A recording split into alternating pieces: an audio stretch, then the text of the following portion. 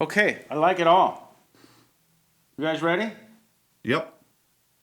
Okay.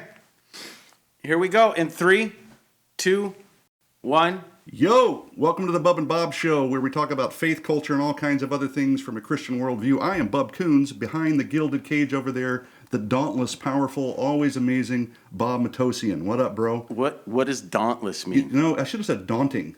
Daunting? But dauntless means you don't daunt. You're without daunting, which doesn't really describe you, but No. this is what came out of my mouth. Hey, I was doing some research on our thing. On what Your thing? mother, on our little podcast here, our Yes. little ministry, your mother is the biggest giver. She's a mother giver. Wait a second. Can you say that? Yeah, she's a mother that gives. She's amazing. She's been supporting me since I was 0 years old. Did so you for just 54 refer years, she has been to your a mother giver. as? Do we need to start over? No. Did you I just will never refer to start your over. mother as? This is one of the precepts of this show is we never start over. There's no take two. Okay. If I get it right, I get it right. Otherwise, it's over. All right. Can we How you get to doing? this because I got a really awesome guest waiting. Okay, go ahead. All right. Go ahead. Our first guest. Sometimes I look back on the shows and I say my first guest, which is unfair because it's Bob and I's guest. So our first guest. He is the founder and president of Everyman Ministries. This guy's written or co-written over 23 books, including a book called Dangerous Good. I can't wait to get into that. This is the contagiously courageous, sometimes cantankerous, Kenny Luck. Welcome to the Bub and Bob Show. That's the best description I've ever had. Well, Cantankerous. sometimes, Contagious. Sometimes. We need a little onomatopoeia. Yeah, I get all the C's in there. I know, it was good. You got to throw Mother that in. giver. Yes, you take We that coin with you. we coin terms on Use this that show. Sunday. Use that. That's Sunday. right. Yeah, I'll use that It's from a the mix. pulpit. Yeah, and whatever. Yeah. Yeah. So thanks for being here. It's great. So great. It's great having It's you. awesome. I'm excited to hear about your story because one of the things we love to do here is to present stories of how God entered people's lives. What is it that made Kenny Luck? When did you come to faith? What was it like growing up? And was it easy? Was it a quick transition, or was it a longer story? No, it's a little longer story, Yeah, but good. a very familiar story. I'm the last of 7 kids. Wow. Cross-cultural family, military family. So that's the foundations of kind of my formation. My dad was deployed a lot, and even when he retired, he was gone a lot. He was a logistics engineer for the Trident and Poseidon submarine fleets. So during the Cold War. So between his job and alcoholism, he was a ghost. Wow. And so it doesn't matter if you're a boy or a girl, when you got a dad who's not around, that puts kind of a question mark over your head. Sure. Mom's always there. God bless the moms, right? Yes. They're always there. They're taken for granted. They run the ship when the dad is absent by choice or by default. Right. And so that was my mom, 7 kids, and so I was the last of 7. So there was a lot going on. My brothers hit their teen years in the late 60s. Wow. Freedom movement, as soon as they got Harley worthy, Yeah, they're out of here. they dropped my dad physically in the living room of our house Okay. and said, "We're done with you," because he had a method of kind of raising the kids of all rules, no relationship. And so they rebelled, Yeah. which is the formula. And so I was very young watching all this happen, but still, like kids are, idealizing your dad, wanting a relationship with your dad, but not getting one. And so as soon as you're kind of able to get outdoors, you do, Yeah. because you want that feedback Sure. of, hey, I'm worth somebody's time. I may Sure. not be worth my dad's time, but I'm worth somebody's time. And so it was like Peter Pan and the Island of the Lost Boys. Yeah. You find each other, you have a fellowship. It's like boys from different tribes, land. That's a good way to describe it. Yeah. And so growing up, it was that classic.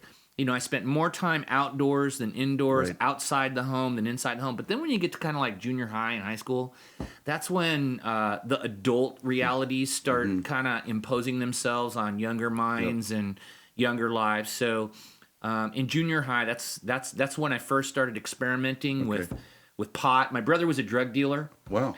And where were you? Where I was did in you San live? Jose. You're I grew up in Okay. San Jose, Cupertino area. Okay. I mean, literally, Steve Jobs' house Yes. is a landmark Okay. around the Yeah. corner Yeah. from my house in One San Infinity, Jose. right over there, yeah. But then it was all just orchards. Sure. So, junior high hits, and I'm starting to I'm kind of looking on the playground like guys do, and you go, okay, who's getting validated? Who's popular, who's getting validated, and of course hormones are in your body, and you're kind of like a troop of baboons, right? You're just kind of like jockeying, like who can say the stupidest thing, who can do the dumbest thing, Whatever gets attention. and so, right, exactly. So, but I made the real mature decision my freshman year in high school to stop smoking pot because I was an athlete. Yes. And, but that still didn't end my broken quest for sonship. Right. I sought it in academics, athletics. So I was one of those kids who, if you had an eye for it, you would go, man, that kid is really chasing cool. He's really chasing it. I was a social chameleon, life of the party. When I was with my smart AP class friends, I talked trivia. When I was with my wrestling buddies, I grunted. When I was at parties, I told jokes in the garage and had a crowd. Right. But now we transition. After 4 years in high school of really putting a lot of energy into that, I came to the conclusion that a lot of adults come to after college, which was this program does not work. This program is not meeting the deep need in my heart for meaning and purpose. I thought that was purpose. And so I came home from a party late one night, probably a little buzzed, and I used to pray the Lord's Prayer. Maybe people in the audience know that. The Our Father. Where did you learn that? Just through church. My every mom. now and then or whatever?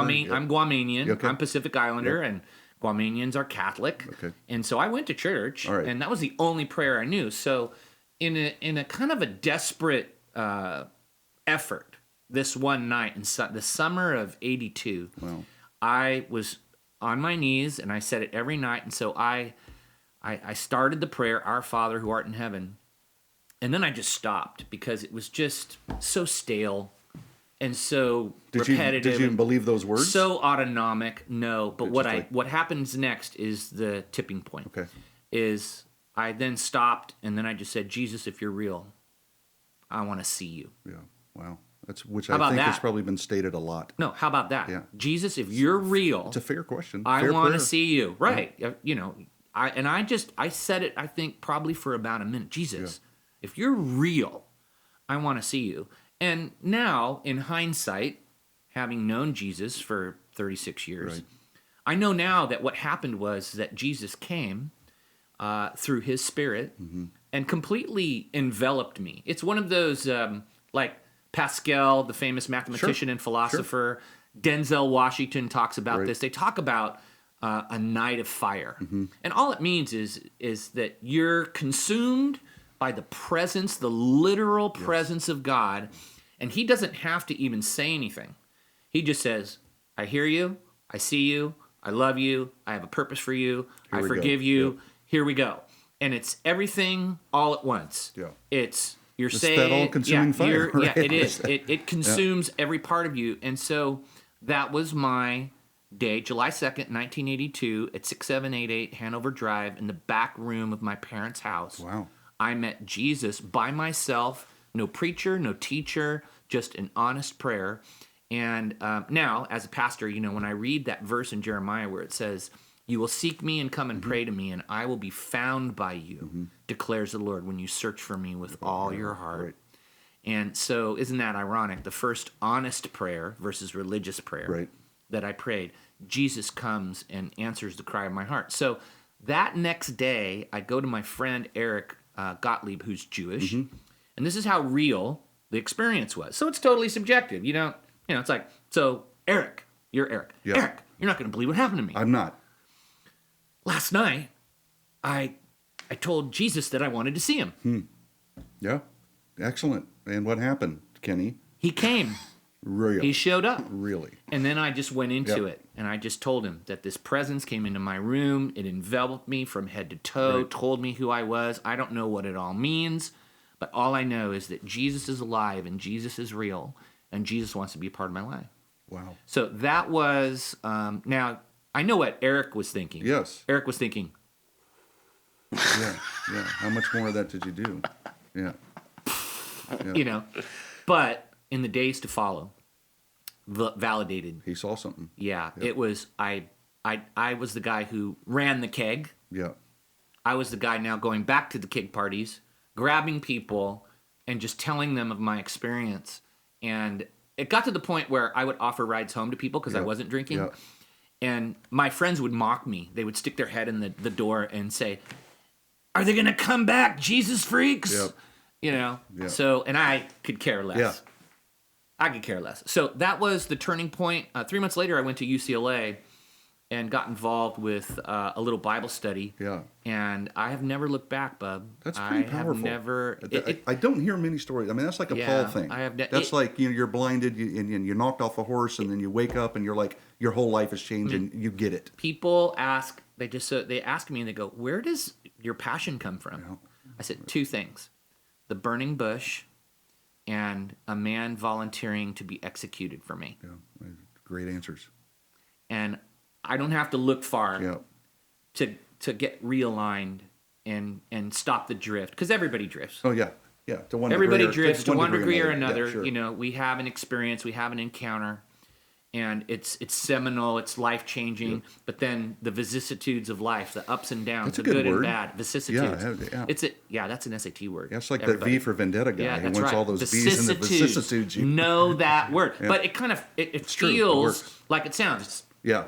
Yeah. It's wonky. Life Yeah. is wonky. The vicissitudes of life, they cause us to get stuck in either our successes and prosperities and blessings and victories, Yep. or in the sadnesses and losses and defeats. And those can cause drift. Sure. One side makes you think you're it and you don't need God. The other side makes you feel like God's abandoned Yeah. you. You know, and so for me, what always holds the rudder relatively steady Yep. is July 2nd, 1982. Right. And a man saying, "Is there any other way? Can you let this cup pass from me? Yet not my will be done, but your will be Yes. done." And he had me in mind. Yeah. Powerful. You know, And it's like, I mean, that's, to me, that's like a branding. And talk about a night of fire. Yeah. I figure like that's what happens to some people. Yeah. It's so fiery that there's a brand, and you don't have to go far to find your passion because you had such an incredible marked experience. me. That's a good way to look Yeah. at it. You know, it Just, kind of you're it marked, marks you're you branded, the same way like trauma Yeah. Sure. It could. Yeah. can mark a person. Yep. And the good news is you know, in my growing up years, probably like a lot of people who are listening to us right now, there's some things that, I mean, a lot of bad stuff yeah. went down. Oh, you yeah. know, abuse, Yeah. alcoholism, anger, slamming doors, abandonment. You know, I always tell people, you know, growing up, it's like I was thrown to wolves. Yeah. You know, I was just put out there because my parents were just drowning Yeah. in kids and their own stuff. And one of them's gone. And one of them's Yeah, gone it's like- all the time. And but you know, that can brand you in Sure. a certain way and create this, like it did in me, Yeah. this hunger for belonging. Right. And then there's offerings out there outside your first community of acceptance Right. in your family. There's these second communities of acceptance that are offering All identities and kinds of stuff, belonging yeah. and beliefs and values Yes. and behaviors. And man, I went full force. Yeah. Whatever it takes to belong. I'll be accepted. 100%. And then at the end of that, that kind of quest is, man, I wake up dehydrated with headaches, Sure. hurting people, Yeah. not feeling like, and having to do things to get the acceptance that aren't good for me and even Yeah. good for other people. Yeah, and just But the tremendous amount of work. acceptance- Yeah. Yeah, but and effort. Here's the thing in culture, though, that I understand with a lot of people who have earned acceptance and maybe had to do unhealthy things to Right. get it, is that the acceptance is so powerful that they're loath Well, to say no to that Yeah. and leave perhaps a community where they have acceptance, but that community causes them to do things they know are bad for them. yeah. Well, there's probably a fear base in that I'll never, because they know that's not satisfying. Right. But if they leave it, they're like, well, I got nothing. There's. I no- get it. Yeah. No, yeah, I get do it. too, Like when you ask a person, like, hey, you know what? To say yes to Jesus, you might have to say no to this, and that's a tension. Sure. Because this is the acceptance that Yeah. they know. But then on the other hand, we know the amazing, unconditional, eternal, powerful acceptance by Christ. The only one that brings true peace and joy along the way, and that's what everyone's really fighting There's for. the Right? word. Give me joy and peace. There's the word. True peace and joy, because there are false fountains. All over the place. Can put temporarily a little. make you feel good. That's the Band-Aid purpose. Sure. And the Band-Aid feelings, and they come and go. But that whole eternal life thing. Yeah. Big stuff. So Yeah. when that happened and you went off to college. Yeah. Your college years were you studying? Were you around Christian friends? Did you? Yeah, it was a little bit of both. I would say I was on liquid nitrogen Jesus. Okay. Yeah. I mean, right out of the Gospels. Here's a guy who told me everything Right, about myself. right, exactly. And, so I am now searching for community. Mm-hmm. And I find it pretty quick. Right. On the college campus, there's all sorts of communities you can belong to. And I found a faith community, a Christian community, and it was with a group of guys. Yeah. And I never went 1 week of college, maybe except for like Christmas and Easter, where we didn't get together and open the Bible and read it simply and pray. Amazing. And that's kind of how I sort of cut my teeth in what is this Christianity thing? What does it look like? The most important aspect of that season of my life was just seeing it modeled. Oh, it's huge. Just like I saw our Bible study leader, and I just went, I want to be like that. Mm-hmm. That guy knows who he is, and he knows what to do. And isn't that like what we all want? Sure. We all want to know who we are, live out our truest identity, and then that tells us what to do. Yep. And I saw such freedom in that. It wasn't transient. It wasn't passing. It wasn't synthetic. Right. It was authentic. Yeah. Christianity, which in today's culture, hard to find. Yeah. Wow. Yeah. Or it doesn't permeate culture like it once did. Yeah. So that's what happened in college. So I had a faith community, and then as I got involved in the faith community thing, I was a political science major. Okay. And so I've always loved how the world works, international cultural anthropology, politics, all of that stuff. So I kind of combined the two. And in college, I remember taking a couple, hush, hush, burn this in the trash, Cold War mission trips to Russia, Black Ops, to help smuggle Bibles and share the love of Christ. And the place to go for people who would do that is college boys. Yeah. Oh, yeah. Because they're immortal. Yeah. Yeah, absolutely. Right? Fearless, so immortal. 25 of us go to this place in Colorado, and it's like, hush, hush, burn this. Yeah. Don't tell anybody where you're going. And, we're trained, and, we gavarice po-angliski, and all the phrases. I got my gdzie toilet, Yeah. And, I'm American, and where's the restaurant? Yes. Anyway. But we actually went through Checkpoint Charlie and went behind the Iron Curtain a couple times. So I kind of combined my college journey, my major, and, I was in, Moscow, Soviet Georgia, Kazakhstan, Armenia, the Black Sea, That's just like what an adventure immortal. that already began. Yeah. Yeah, I mean, Jesus said go. Yeah, and you went. So, yeah. There we go. So what was the transition from there out of college into? Tell me a little bit about when you started in the professional ministry and where you started. It's a wonky journey. Yeah, it's a wonky journey. So after I graduated from college, I moved to Dallas, Texas, and worked for a dude named Josh McDowell. I know the Josh. So Josh, for the audience, people who don't know Josh, Josh is a skeptic convert to Christianity. Yes. And he wrote this book called Evidence That Demands a Verdict, which is a Christian classic. Incredible book. It's the research that convinced him that Jesus was God, and that the Bible was true, and that the Bible was trustworthy. Yes. And so I had read that book. I'd also read a couple more of his books. And so a friend of mine bumped into him and said, "Hey, I'm looking for a guy to work with me, travel with me, and do these advanced trips to college campuses where I speak." Yeah. And so out of college, the best job ever on the planet. So I want you to travel to major universities. Yeah. I want you to talk to some student groups who are sponsoring this a 2-day event. Go through a big operational binder Yep. of how to prep for it, and then put on an event where literally a third to a half of the student body. Would show up at No, we're talking thousands of people. Yeah. of people. And so that was my first job. Where did you bump into him? How did all that even? You know, were you looking for it? It or was it just- no, it was my Bible study leader. Okay.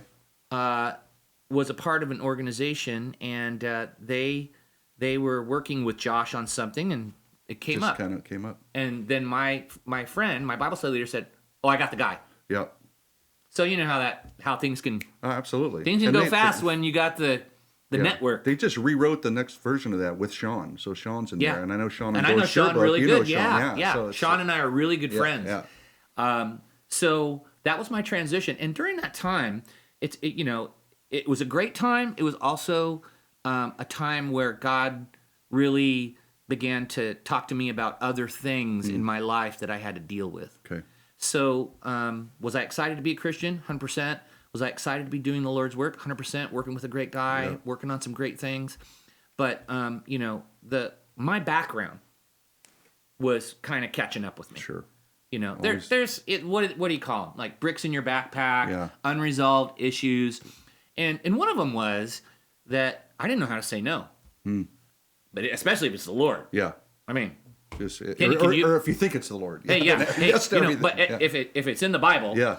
or if someone you respect who's a Christian Ask you says, "Hey, something. man, can you do this?" Yes. And after 3 You years bury yourself. Yeah. of being in the ministry, I was depressed and ready to leave. And I remember for the first time reading the story of these two sisters who lived in Bethany, Yeah. and Jesus would come to their place. So I'm, got my Bible out. I'm reading about Mary and Martha, and so Martha's running around getting everything prepared, and she's getting ticked Yeah. at her sister who's sitting at Jesus' feet. Yeah. And she says, "Aren't you going to tell my sister to get her rear in gear Yeah. and get busy because I'm doing all the work?" And he's these words, I will never forget reading them. They flew off the page. Mary was sitting at the Lord's feet. And then in response to Martha, Jesus says, "Martha, Martha, you are worried and distracted by so many things. Mary has chosen what is good, and it will not be taken away from her." Yeah. And then there was one other vignette in the Bible that really spoke to me, and it was the woman who comes in with the alabaster jar. And she comes into this group of dudes, and it was all culturally wrong. Right. Right. Right. You're not supposed to do that. Yeah. Woman, Touching, prostitute, yeah. holy Yeah. men having a little small Yeah. group. Yeah.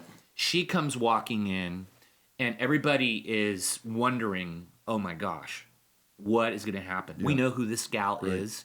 And she comes in and she takes her jar of alabaster, very expensive perfume. She starts anointing Jesus' feet with it. And Judas, Good old Judas. good old Judas, says, "We could have sold that for 300 denarii, a lot of money, Yeah. Yep. given the money to the poor." And this is the response. "The poor you'll always have with you, but you don't always have me." Right. So Judas, that's noble. Yeah. Ministry, Yep. religious. But you know what? This person right here, she gets it. The connection, both of those. Mary gets it. Totally changed my life. I then now became kind of, once God worked that into Yeah. me, like, hey, You can because let all the growing up in a religious stuff military go. family, Yeah. the way I got Yeah. my dad's attention, mow all 3 lawns, Yeah. Do the work. spick and span, Yep. trim the hedges. I mean, my dad wore a white glove. Yeah. So it's natural to transfer that to your heavenly Father So and go, it's gotta what do I A, call B, the and C. military model. Right. So you start in the military with authority and accountability, and if you perform in the authority and accountability, then you get affirmation Right. and acceptance. Yeah. God's model is the exact opposite, and that's what he was teaching me in this season, Absolutely. in this journey with him. He's like, Just be with me. Be yep, with me. I'm Yep. not your dad, Yep. and you don't have to work for anything because Jesus did all the work. So there's no work that you can do to get me to love you more than I already do now. Right. So stop that and just know that you don't even have to intend anything or be anything or be anybody. or do anything, I love you. Yeah. Period. And that was so liberating because now it's like, wow, really? Okay, now I'm free. Yeah. I'm secure in that love and that forgiveness. I can't do anything. So it kind of puts what I do into a different context. Yeah. What I do is not to earn anything. What I do is just a thank you card. Yeah. Just out of gratitude and love and devotion. Yeah. I mean, Chuck Missler, you said something that Oh, my always goodness. rings true in my Yeah. head. He said that we're so busy about doing the King's work that we're hardly in the presence of the King. And that's what you're talking. That's what Jesus exactly said. what Be in I'm my talking presence, about. the connection, the vine's here. Get that right first, and all this stuff pours out. And that's Yeah, it's and you know, I make the same mistake. yeah, me too. You know, I being the last of 7, this is where when you're raised in a home where there's not a lot of parental involvement, you become super independent and super resourceful really fast. and you know how to size up a situation really fast because you're just in it. You know, you're not shielded. So you become self-sufficient. And that core formation in me, I'm always butting up and God will just say, hey, you know what? Pride equals self-sufficiency. Right? That whole vine and branch thing. Yeah. You're not the vine. You're not the vine. Yeah, you're not the vine. Yeah. You're the branch. Yeah. I'm the vine. You're the clay. I'm the potter. Exactly. I'm the shepherd. You're the sheep. Yep. So let's get the order right. The hierarchy Here's right. you, and here's me. Yeah. So anyway, it's just the journey, and but I love that God is so clear about how the relationship works. Yeah. And our wounds, our traumas, our projections, he's patient with them. It's like he'll just work with us, and he'll just say, you know what? I just want to show you right now. That's not how I work. Right. I'm not like your earthly father. I'm sure there's a lot of people listening. Of course. Hey, Kenny. Yeah. Kenny, I know this may be a difficult subject for you, but I know that all of your siblings, that they all had different reactions to their upbringing, and that you ended up ministering to a lot of them in the process. Can you tell us about that? Yeah. If I get emotional, Get emotional. That's what happens. so my oldest brother, who committed suicide, before he committed suicide, he would coach baseball. He was my baseball coach. Okay.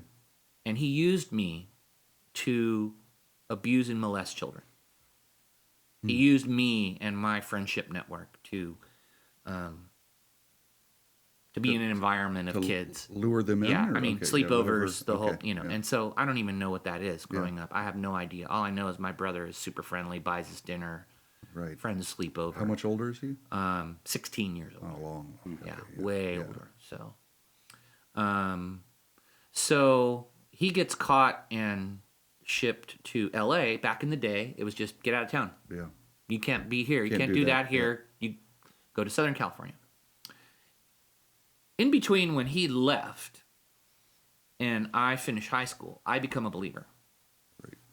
And man, I'll tell you, for anybody out there who has that in their History. Yeah. history or background, if you're a victim, wow. Yeah, I mean, it creates, because my friends would leave me. So I didn't know why they left. Yeah. I've had people call 30 years later and just say, hey, the reason why we stopped hanging out with you is not because of you, your brother. So anyway, Wow. back to Bob's you question. didn't know, yeah. I went to my brother knowing what I knew and what he did, and really tried to just share my faith with him, and he didn't want to have anything to do with it. And that's my one sibling, Bob, to your question, who I'm not sure. I mean, on his deathbed, he committed suicide because he got caught in Southern California, and in a part of me is glad he got caught. Well, of course. I don't want. Of That's course. evil. Yeah. But a part of me is sad because he's my one sibling who I don't think the unknown. knew Jesus, and I'm sad about that. But the good news, if you turn the page, Yep. is my brother Lance, my brother Mark, my sister Debbie. I mean, it's just like a domino kind of effect. I had the privilege of God. leading my dad It's amazing. to faith in Christ. He got into rehab at 65. We had an intervention. The first one didn't stick, if that's what you want to say about it.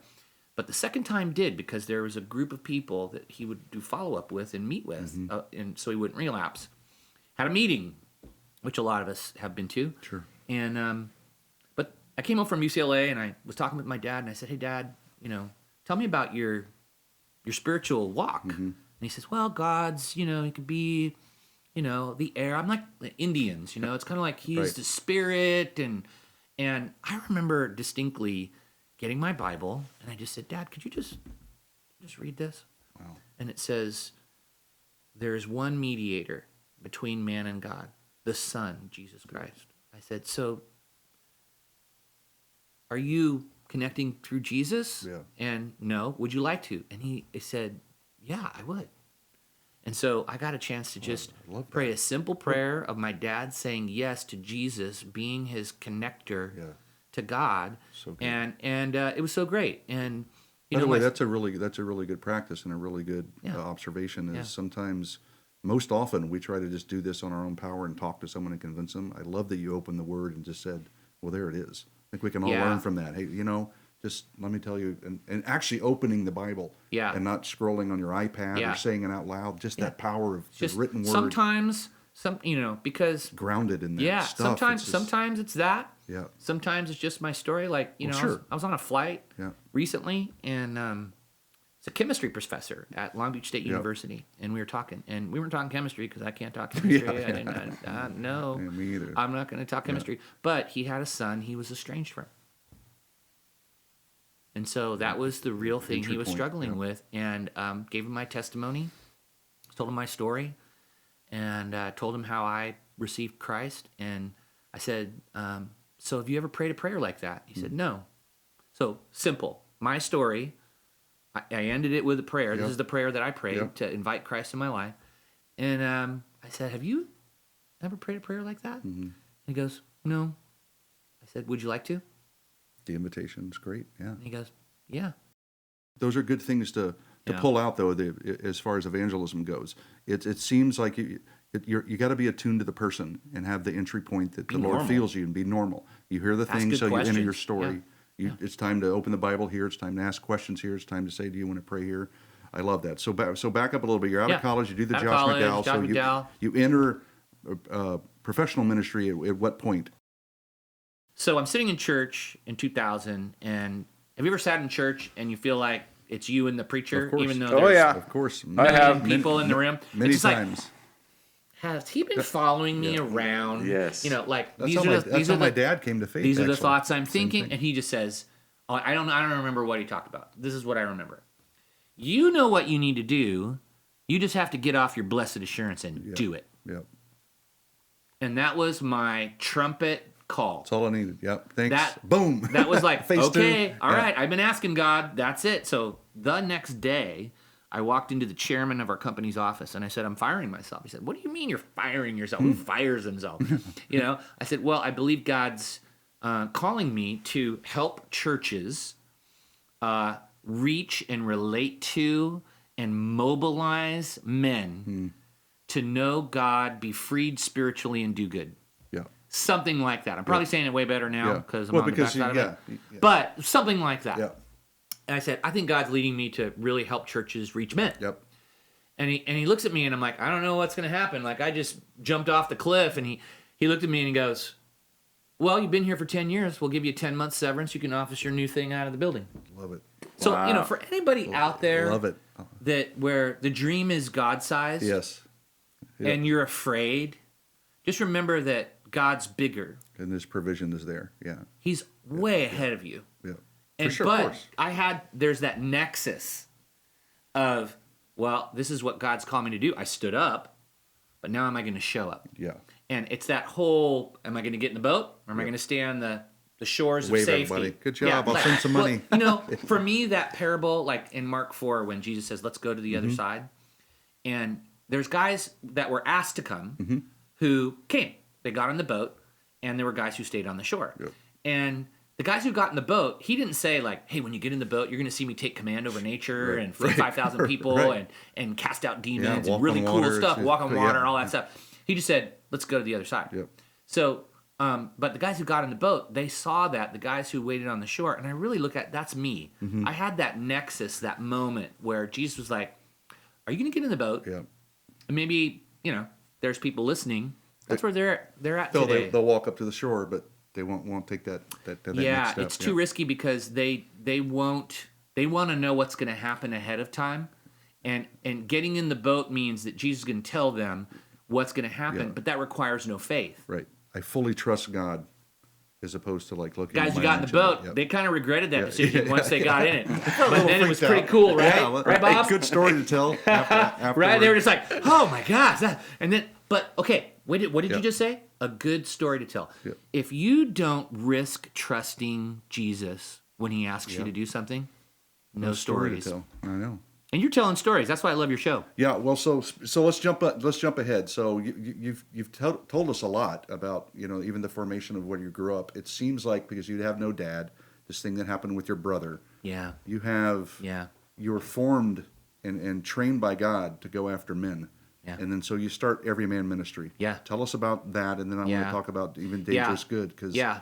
you have your heart is for men, and tell us why, because I love Yeah. when you list the stats and talk Yeah. about the well, reason. you know what? I think the simple story. There's a simple story and there's subsets. But the simple story is, as I began to work with men, I began to see two sides of the heart and the character and conduct of men. People will get this automatically. Yep.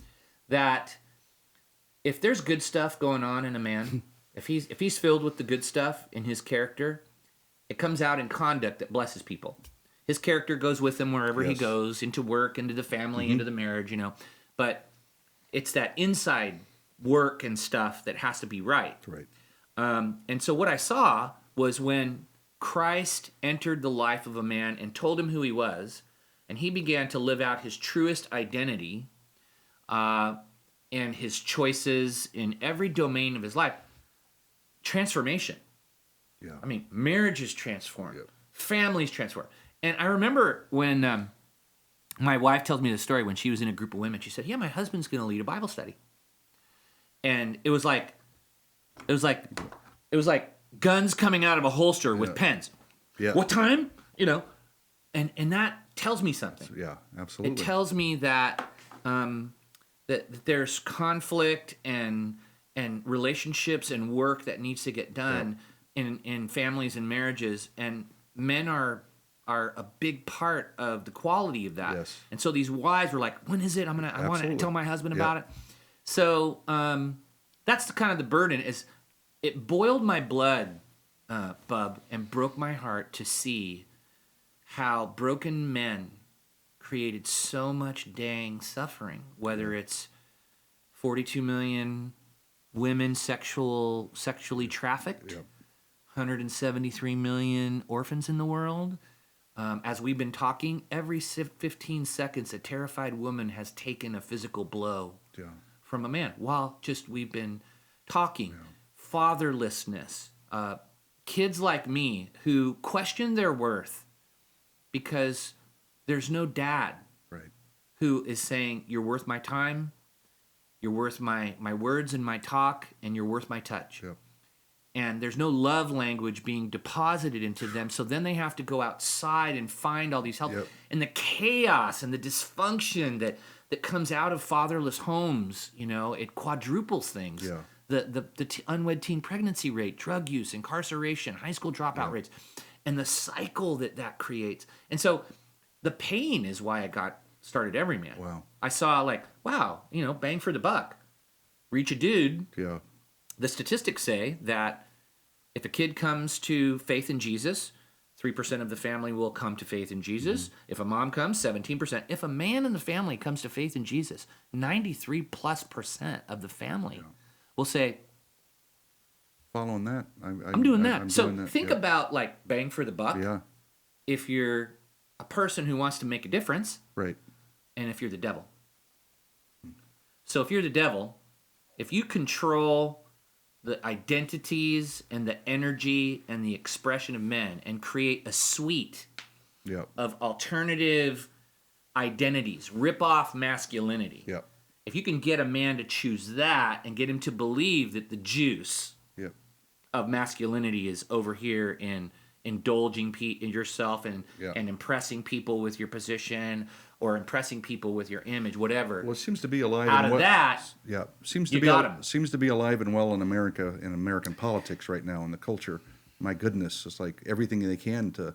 I mean, what's brilliant? At the beginning, they attacked the first book of the Bible, right? So I'm Yeah, going to attack creation, that evolution, right. forget creation. Right. We evolved, so we're meaningless. We're yeah, useless. right. We're an You accident. can kill a blob. So yeah, so people, kind of Just a blob. Still 97% of the world still doesn't believe that. Right. So they're like, that didn't work, really. So what are we going to go after next? So now they're going totally after this whole lie of the toxic masculinity, because no one wants toxic anything. So they frame it in a certain way. Yeah. But you need masculinity. That's the goodness that stops crime. That's the goodness that builds families. Yeah. See, what's toxic is strength, influence, power. Yeah, misused.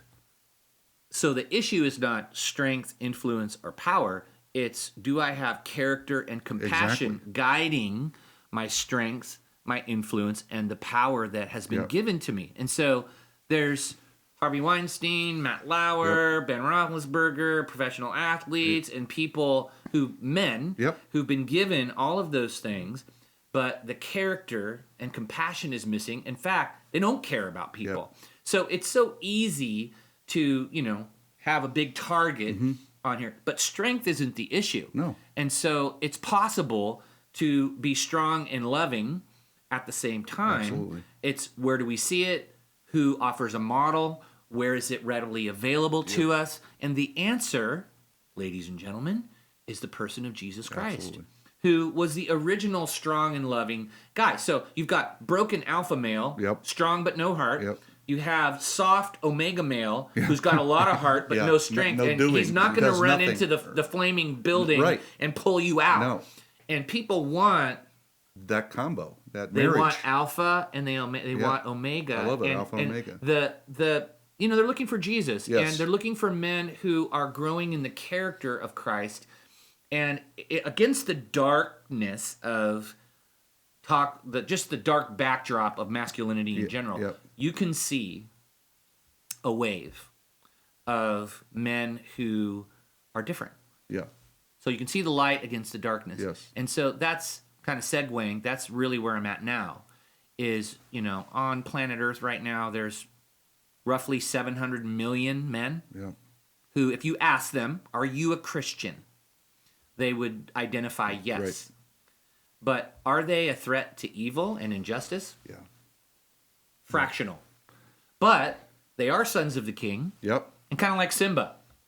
Yeah. Yeah. Right? The Yep. lost lion. Yep. We're like a bunch of lost lions out there who go, hey, and the key, right now in the world and in culture, the kingdom of heaven is colliding with the kingdom of culture. Mm-hmm.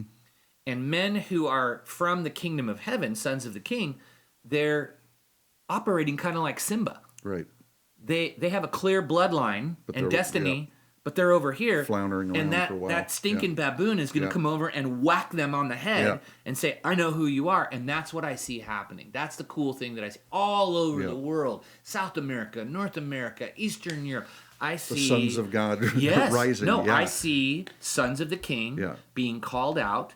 And this is fundamental to the Bible. Yes. When God makes a covenant with a people, the covenant is challenged by idolatry or culture. Yeah. The gods of culture, Idolatry is the perfect little, word. Yeah, little yeah, g. yeah, So sure. you can give yourself, money can Whatever be a you want, god, yeah. sex can be a god, Yeah. pleasure can be a god. So it's the gods of culture. And so when sons of covenant serve the gods of culture, injustice and suffering is perpetuated. But as we see in the Bible, Yep. when God sees that, he sends prophets and people Yes. with a message for the sons, and he calls a gathering. And the gathering, at the gathering, it's hey, sons of covenant, Yep. you're not sons of culture.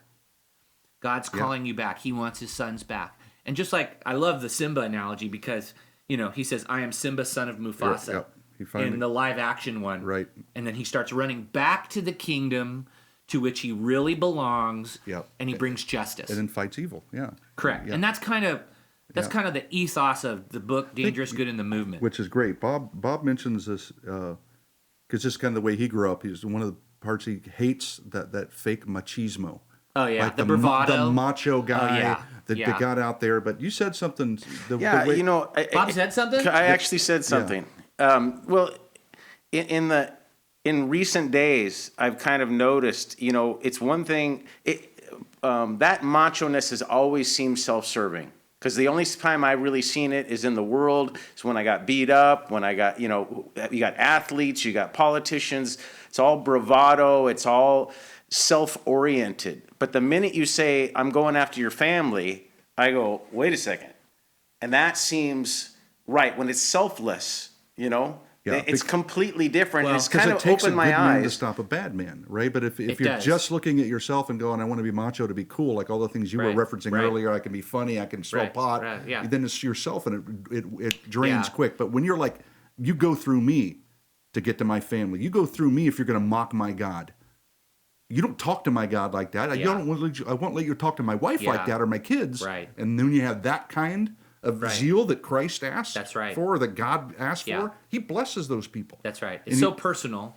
Bob brings up a super cool point.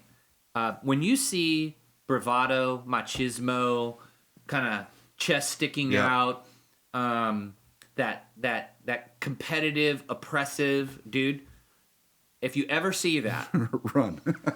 reframe it Yeah. and say, He's hurt. that person's afraid. Yeah. Fear and pride are two sides of the same Hurt, coin. yeah, for sure. There's an insecurity there that's being compensated for. So that's why I have to compete with you versus connect with Right. you. It's not because I'm not competing with you out of maturity and security on the inside. Right.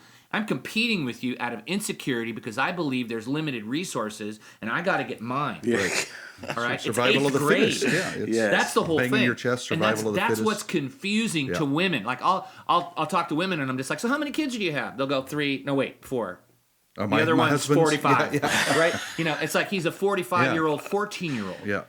And so that's where the world needs men who not are just men chronologically or by responsibility or position. It needs men who are grown up on the inside and are congruent. Yes. Mature. They're Yeah, congruent yeah. with their age. And here's the spiritual war. If a man cannot find a way to change his character to meet the demands of his reality, Mm-hmm. relationships, marriage, stuff like that, he gets sad. He gets self-loathing. He feels like a failure. Failure feels bad. Mm-hmm. When you feel bad, what do you want to feel? You feel better. So you do wrong things sometimes. Yeah. No.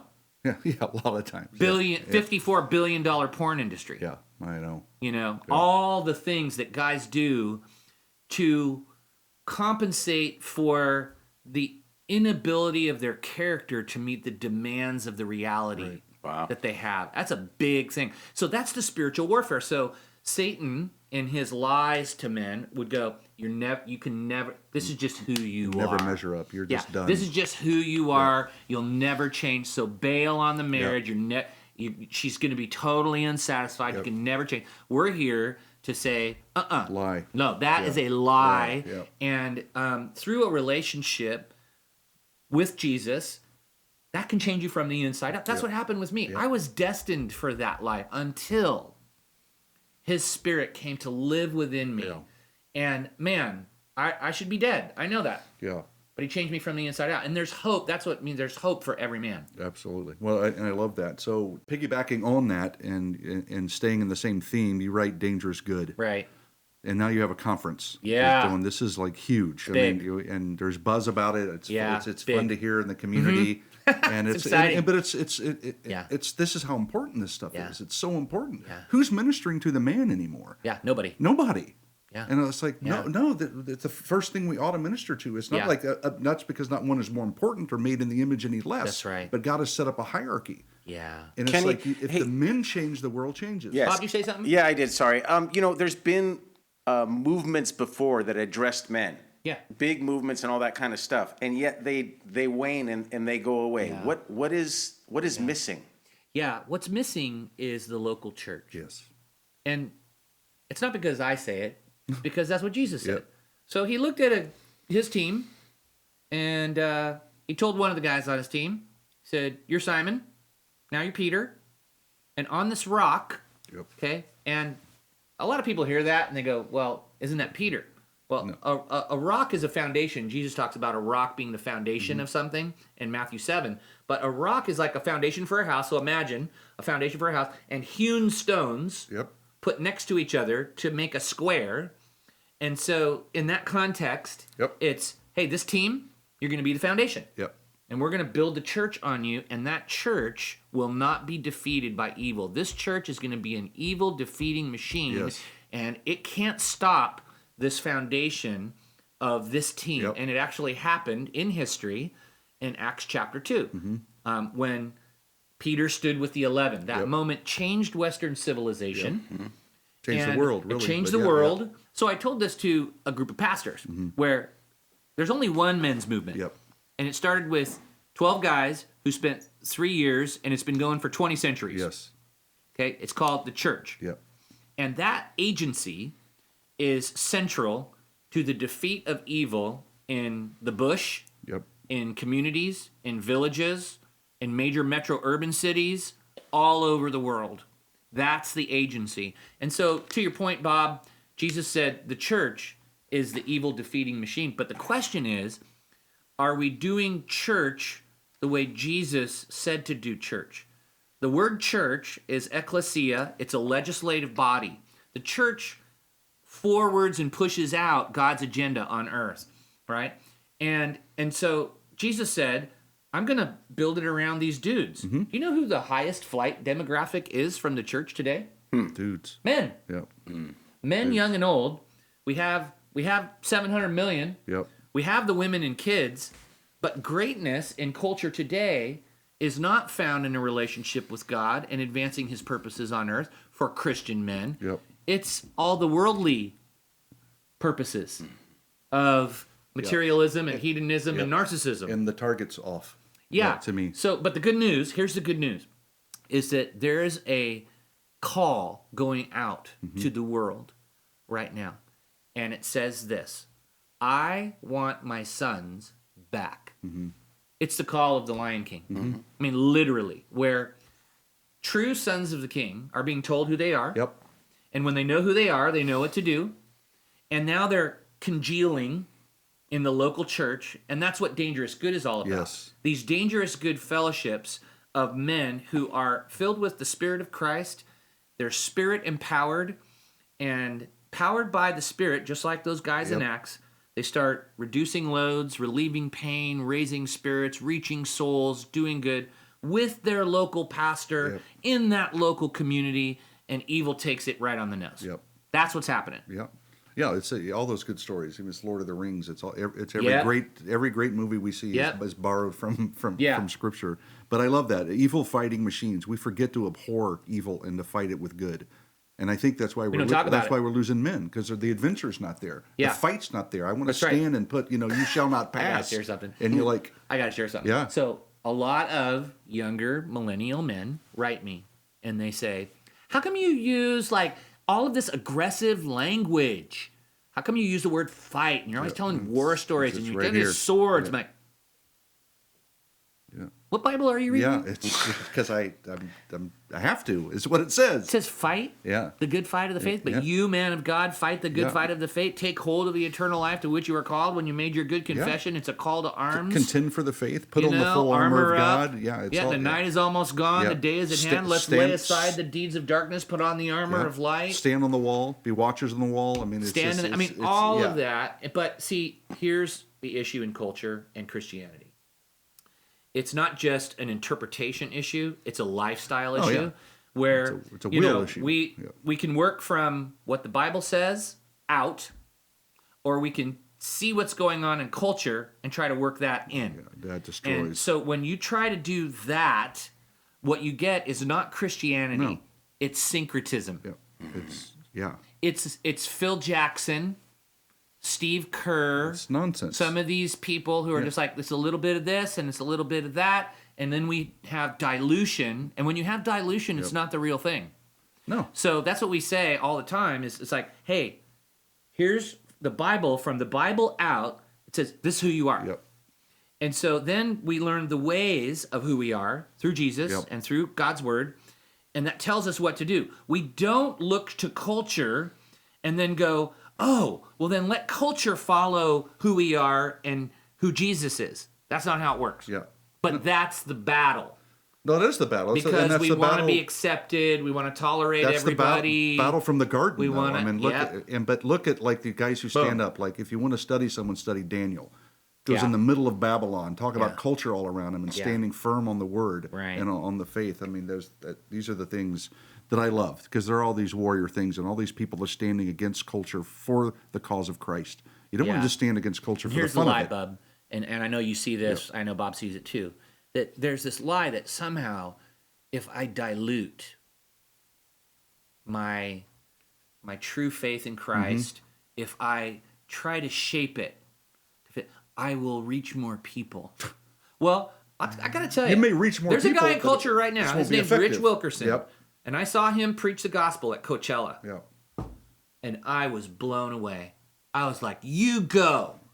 It was undiluted. Yep. It was straight. It was unbelievable.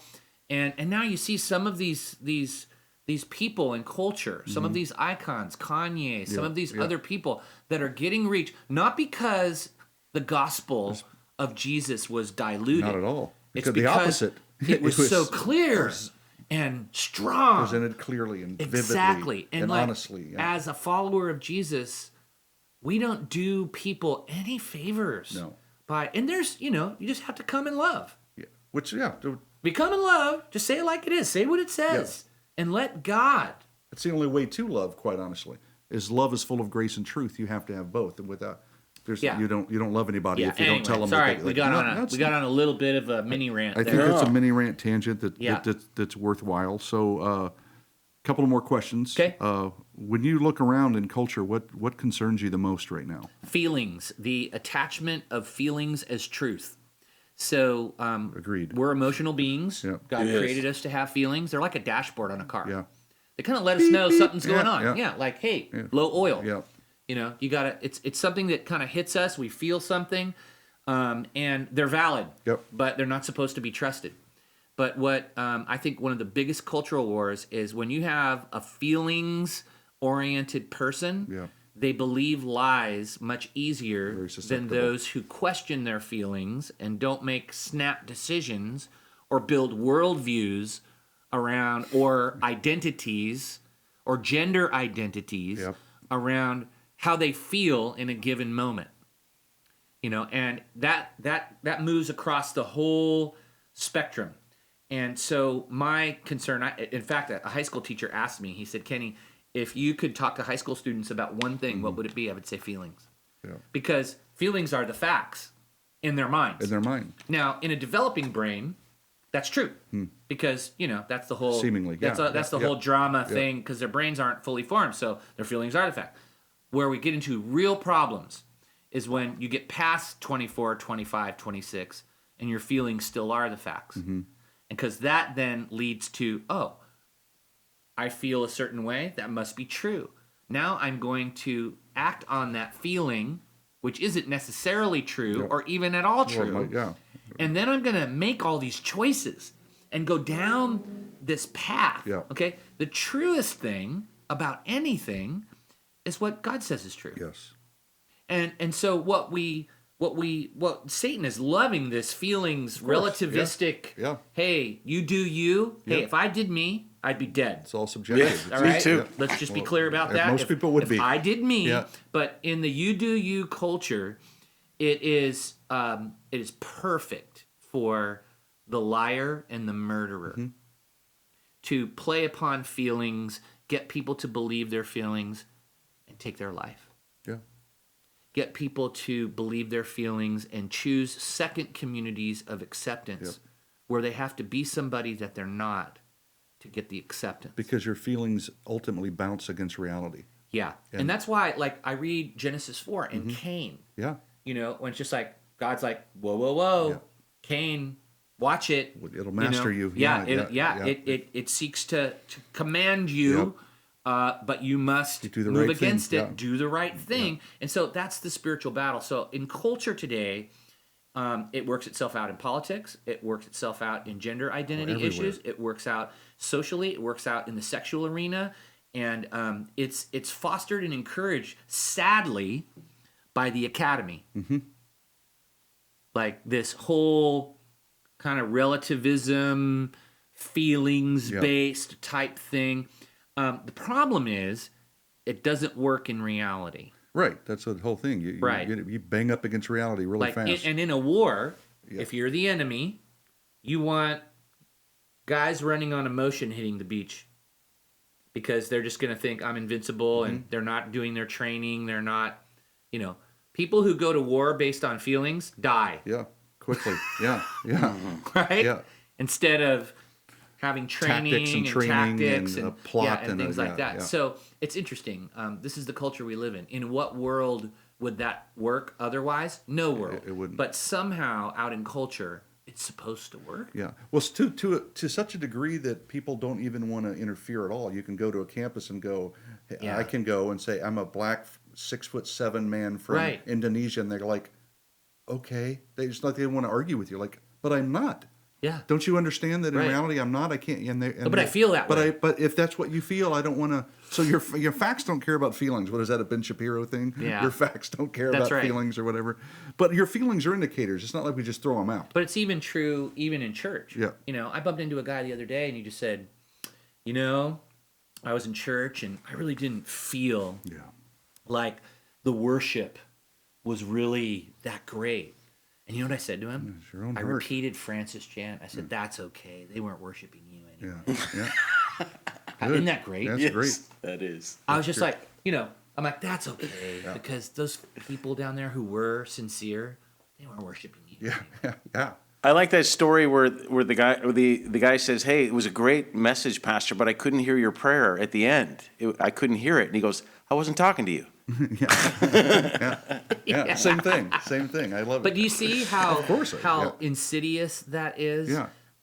So we need a reference point. Yeah. We need an anchor, and that's the person of Jesus and what he says. Yep. I trust the all-knowing guy that created me and holds So everything there's kind of the together. intersection of faith and culture, right? This is how culture kind of rolls, and it's how you feel, and you do you, and that's okay. And even though you're a white dude, if you say you're black, I won't argue with you. But then you're just in this hodgepodge of values, and everything's great, and there's no absolute truth, or you can go, there's God, and He created me, and He has an intention, and He's revealed His intentions, and we can see and experience His intention through the person of Christ. Oh, and He's given us a little playbook. Yeah. Well, yeah. To run plays out of Absolutely. that work. Yeah. I'm like in the war of simple versus complicated. I'm on that one. Okay, Simple. Last thing we do is we call this thing one thing in 1 minute. One thing. In 1 minute. You have one thing In to 1 tell the minute. whole world. You got 1 minute to say it. You say it in that camera. Okay. And you go for it. Okay. That's an easy one. Go. So my one thing in 1 minute is that you, the viewer, you need to know just a few simple things. One is that you're created by God. He made you. You're His idea. He pressed the button on you. And because He created you, He has an intention. It's just like somebody who makes a product. They have an intention, a purpose. And you can find that purpose in your maker, or you can find it somewhere else. But here's the thing that makes me want to just encourage you to trust your maker versus any other purpose out there, is that He loves you and he died for you and He gave Himself for you. His name's Jesus. And that you can enter a relationship with God and experience God's fullest intentions for you through Him, because Jesus said, I am the way, the truth, and the life, and no one comes to the Father but through me. So talk to Jesus, invite Him into your life, begin to learn His ways and trust His ways, and you're going to experience that joy and abundance of living out your truest identity and His intention. Love it. Thanks for being here, Kenny. All right. Kenny Thanks for Luck having me. on the Bub and Bob Show. We'll see you guys next time. God bless. Thanks, Kenny. Awesome.